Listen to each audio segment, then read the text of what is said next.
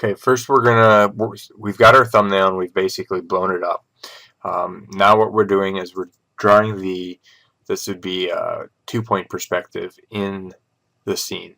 When you're doing this, you always want to focus on your individual buildings and structures first.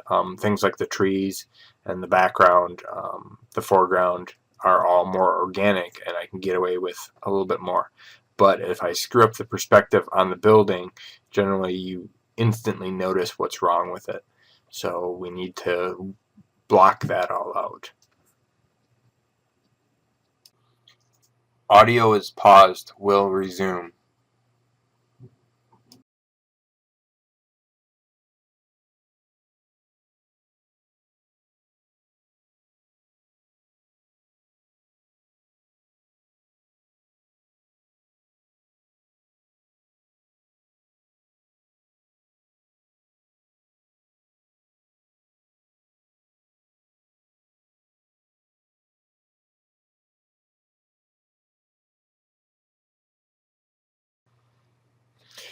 If you notice here, I've also changed up my idea, and it's okay to change up your idea as long as you don't change the value system or the structure of your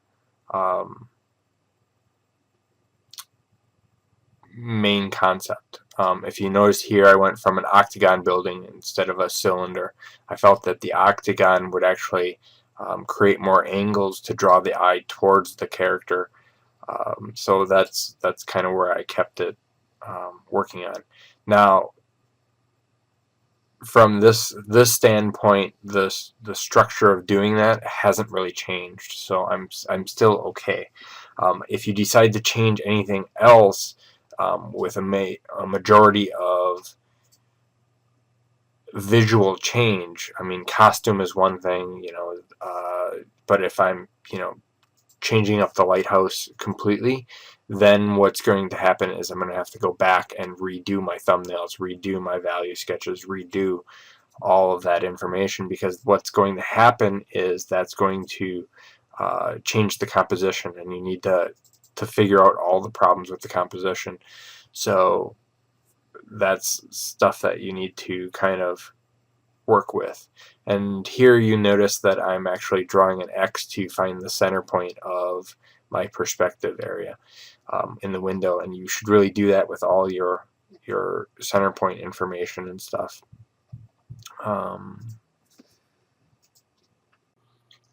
Audio is paused. We'll resume.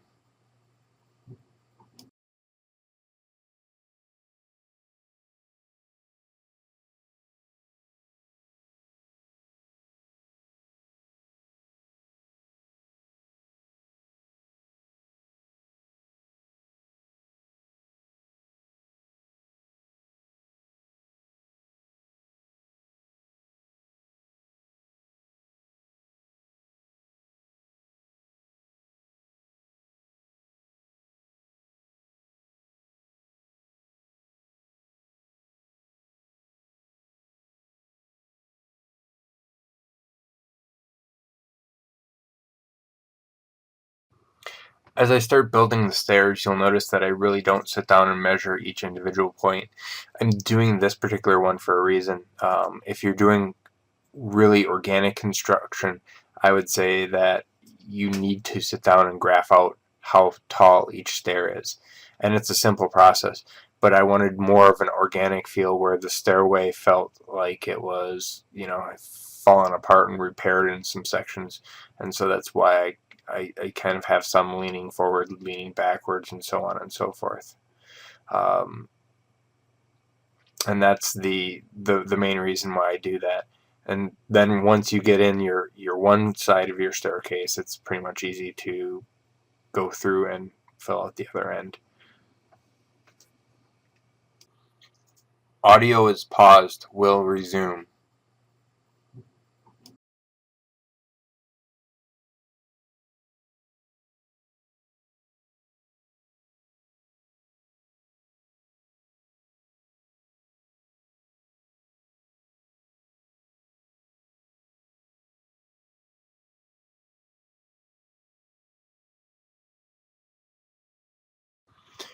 Here you can see I start doing the staircase, or I'm sorry, not the staircase, the door frame, and I decided it's a little bit too short, so I'm going to make it a little bit bigger.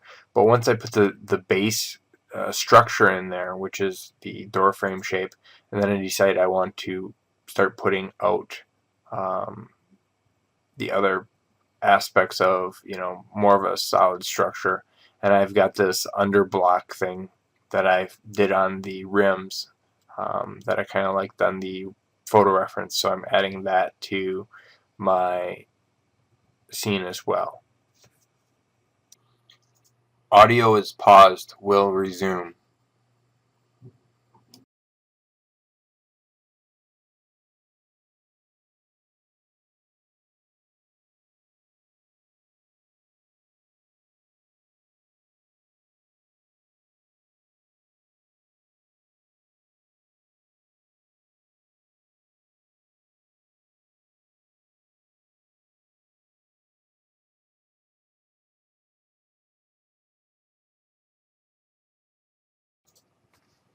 Once I've got my door frame done here, what I'm doing is basically going in and just cleaning up the line work.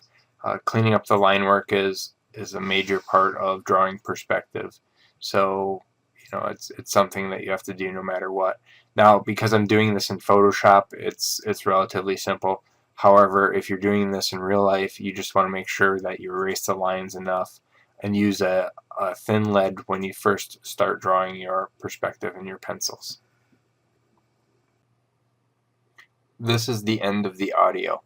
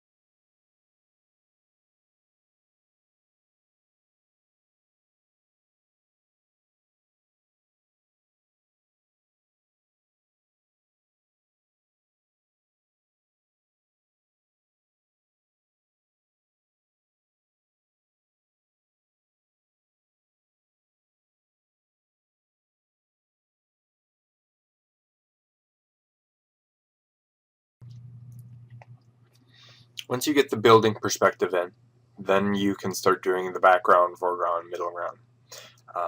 The Once the perspective's done, the organic stuff is a little bit more forgiving. So you can rough in your trees. I'm looking at this reference here, and I'm going to build it in from the trees, from the background. And since we're painting over it, it doesn't have to be super realistically rendered. It just has to be base line work and kind of the rough idea of what you're doing. As you can see, I'm putting the forest in the background, and I'm cleaning up my line work here, and I'm starting to build in more of what I'm working on here right now, which is the base tree. As I work on the base tree here, you have to realize that trees work in perspective too. So you'll have a foreground, a middle ground, a background with each tree. So there's branches that come from the front, there's branches that come from the side, and there's branches that come from the back. And again, this being a little bit painted over, I don't have to worry about it as long as I've got the base gesture in. Also notice that I'm painting over the figures, because with the figures I can add those in later with tracing paper or in Photoshop.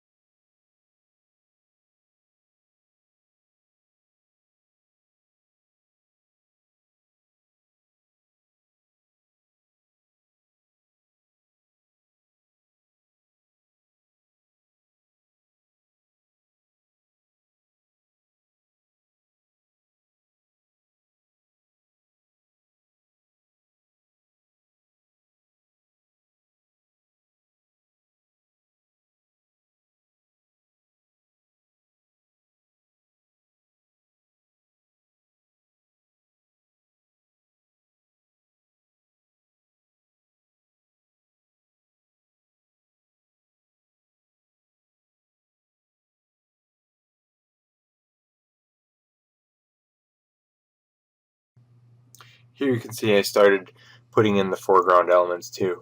Because the foreground is a little bit is much closer to the camera, I'm going to get more detailed on that. So I need to go in and clean up the individual line work, and as well as put all the information that I need up here. Because I'm not overlapping the foreground with the characters, I don't need to worry about that so much, or worry about the covering up of them. But if I'm going to cover it up again, I would do the foreground on a separate sheet of transparency paper so that I can trace it on later down the road.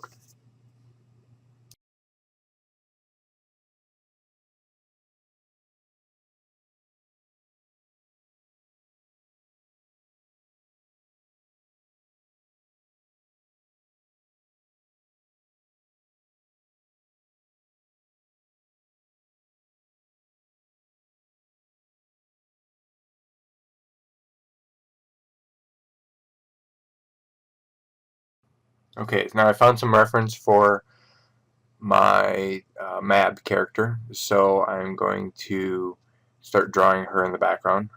I've kept the original thumbnail, and I'm working on I've hit all the layers for the perspective, so now I'm just working on the character.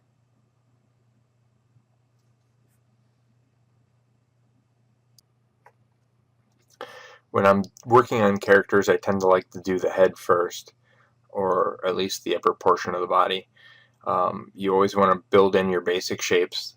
As you can see, I'm building in her shadow, her collarbones and stuff, and then from there you can start adding in the details that you need.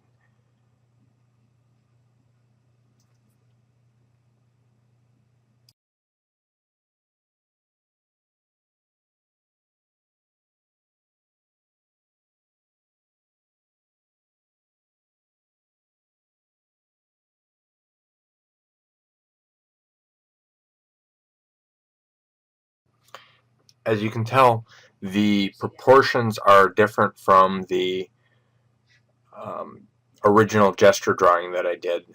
She's got wider shoulders, and the hips are shaped a lot differently. So you have to make these adjustments, and that's why you're using reference to draw from.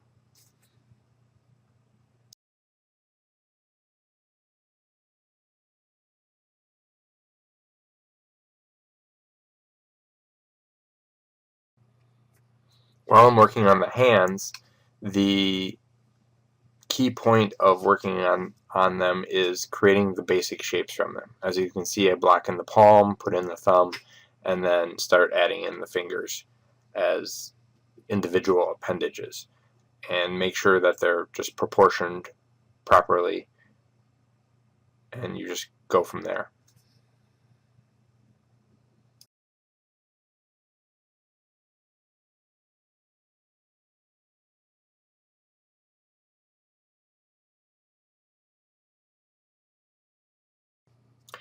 In my original design, I didn't really have any of the folds of the fabric or anything like that. So in this drawn out version, you want to start putting folds, even if they're line work, so that you know where everything goes when you're drawing it. Now I'm going to probably change the design of the gown as I paint, but at least it gives you a good idea of what's going on with this particular image.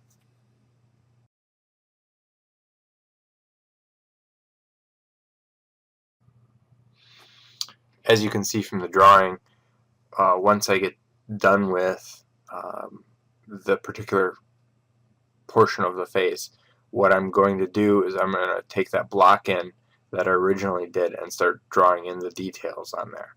And you can see I'm using the center line and the cross line of the eyes to kind of build in the proportions of the face.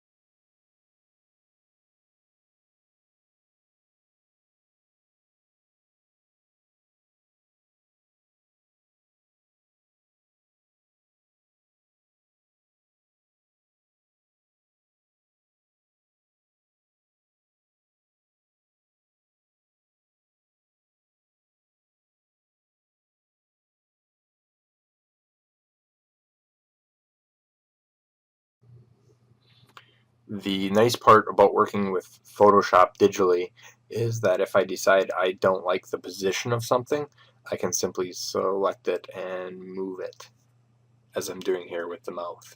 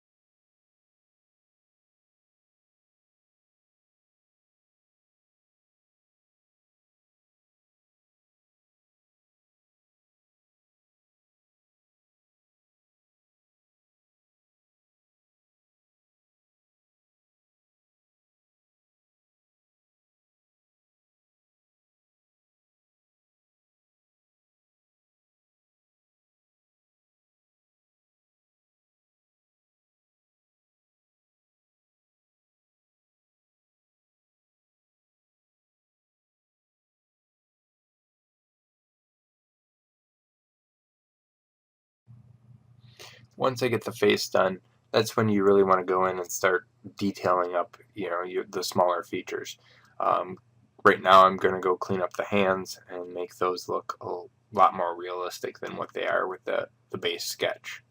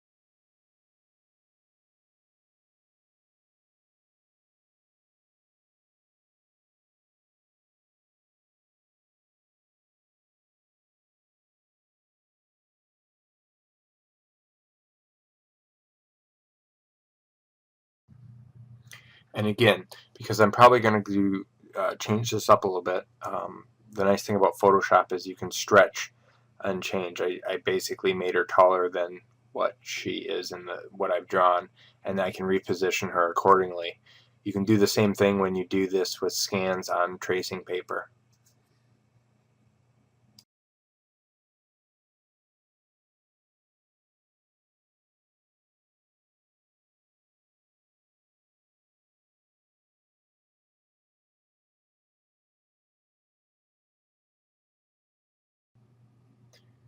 Now I'm going to start drawing the Harry Dresden character.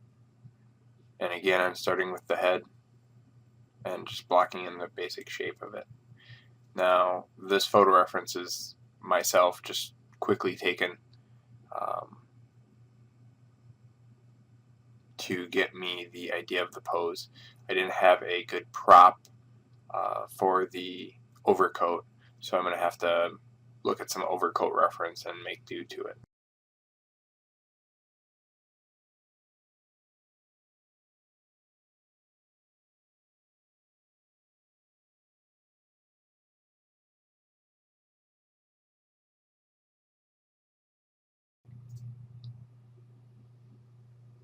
Now, as you can see, I'm drawing the arm, but I don't draw the arm at the same angle as my photo reference. I'm placing it more what I think the arm would be, and that's fine as long as you understand the variations and the changes that you can make.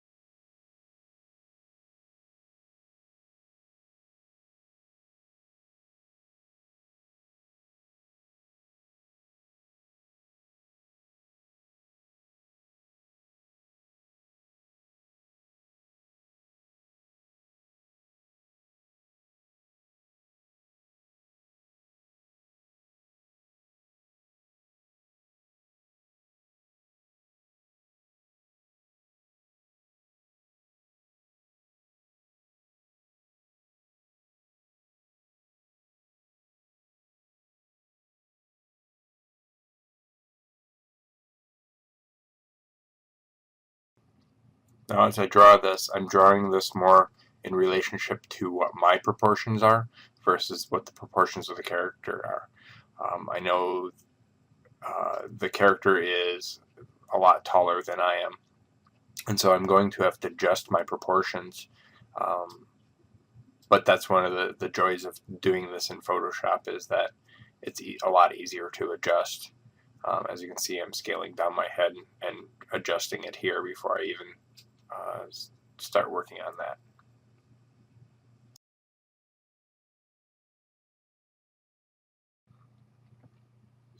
As mentioned before, I realized that my character is going to be a lot taller, and I'm kind of a short-limbed person, so I'm going to adjust the legs and change them up and fix them accordingly.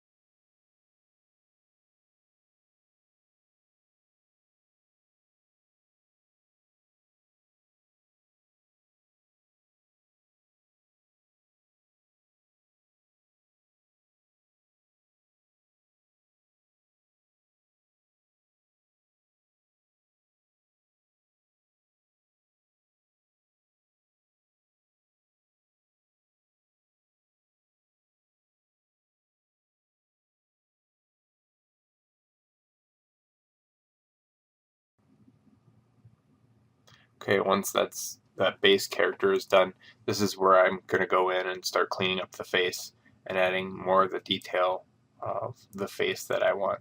Now, my face isn't what I want for the Harry Dresden um, character, so it will change and I will manipulate it as I paint. But this gives you a good idea of the basic planes and the basic information that the head shows me.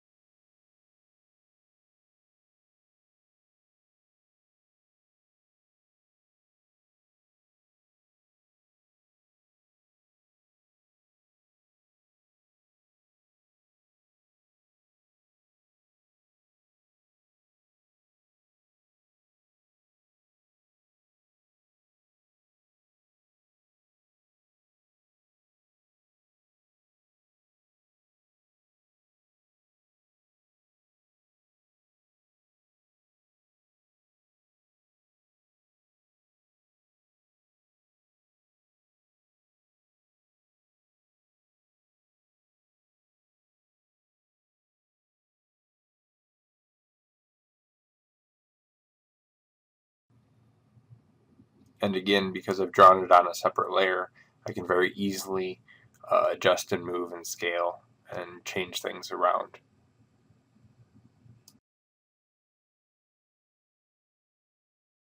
Now I'm going to be drawing the Molly character, and as you can see, first of all, the character is going to be completely in a different pose from the sketch that I did. One reason being is that you can't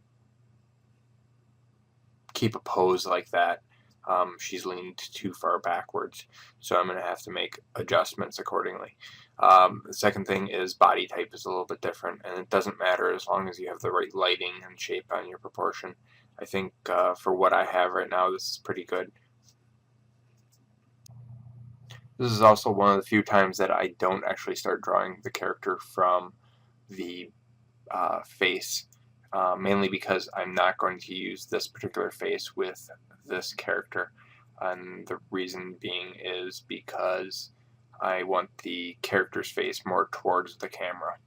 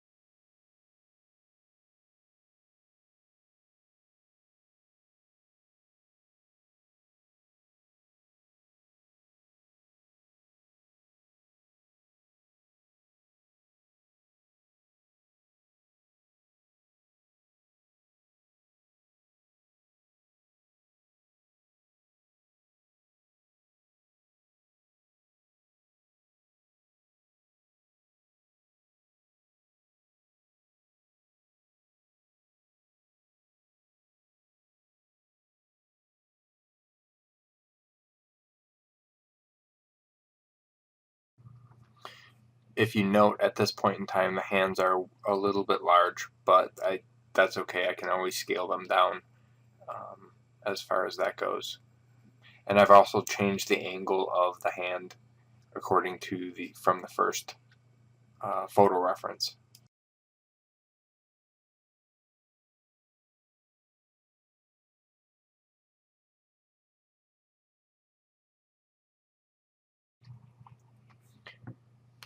At this point, you'll see I've brought in some different photo reference of a head and an angle that I actually like better.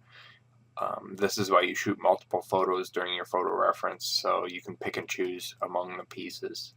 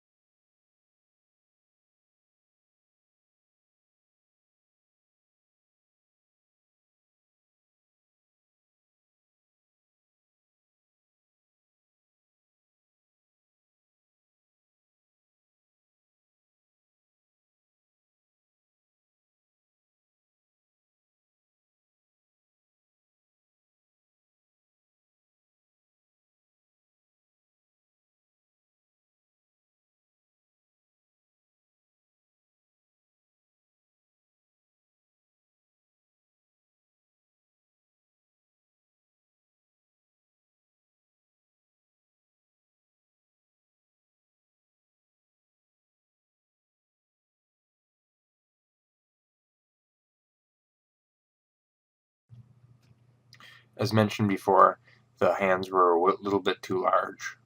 So this is where I go in and I scale down the hands. And again, this is done with drawing on tracing paper, traditional method.